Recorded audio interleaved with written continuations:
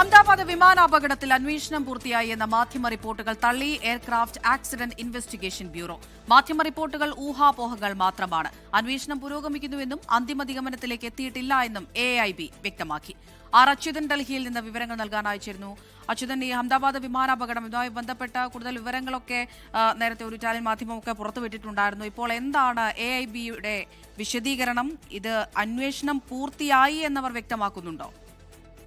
അവിടെ കഴിഞ്ഞ ദിവസമാണ് ഇറ്റാലിയൻ മാധ്യമം, അതായത് ഈ പൈലറ്റിന്റെ പിഴവാണ്, പൈലറ്റ് മനഃപൂർവ്വം ഈ ഇന്ധന നിയന്ത്രണ സ്വിച്ച് ഓഫ് ചെയ്തു എന്ന തരത്തിൽ വാർത്തകൾ പ്രചരിപ്പിച്ചത്. ഇതിന് പിന്നാലെ ഈ വാർത്താ റിപ്പോർട്ടുകൾ മറ്റ് മാധ്യമങ്ങളും പങ്കുവയ്ക്കുകയുണ്ടായി. ഈ പശ്ചാത്തലത്തിൽ കൂടിയാണ് ഇപ്പോൾ ഈ അന്വേഷണം, അതായത് ഈ AI-171 അഹമ്മദാബാദ് വിമാന അപകടം അന്വേഷിക്കുന്ന എയർക്രാഫ്റ്റ് ആക്സിഡന്റ് ഇൻവെസ്റ്റിഗേഷൻ ബ്യൂറോ ഇപ്പോൾ ഇതുമായി ബന്ധപ്പെട്ട ഒരു വിശദീകരണം നടത്തിയിരിക്കുന്നത്.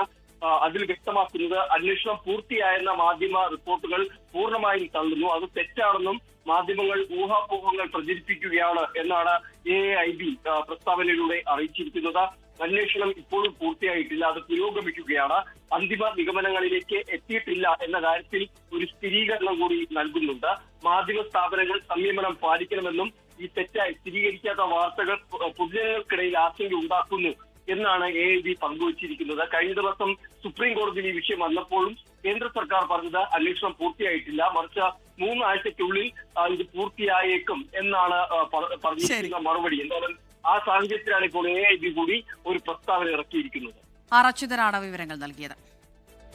ലോകത്തെവിടെയായാലും ഏത് സമയത്തും 24 വാർത്തകളും ഓഗ്മെന്റഡ് റിയാലിറ്റി പാക്കേജുകളും എക്സ്പ്ലെയിനറുകളും വിശദമായി കാണാൻ ഞങ്ങളുടെ YouTube ചാനൽ നിങ്ങൾക്ക് സബ്സ്ക്രൈബ് ചെയ്യാം.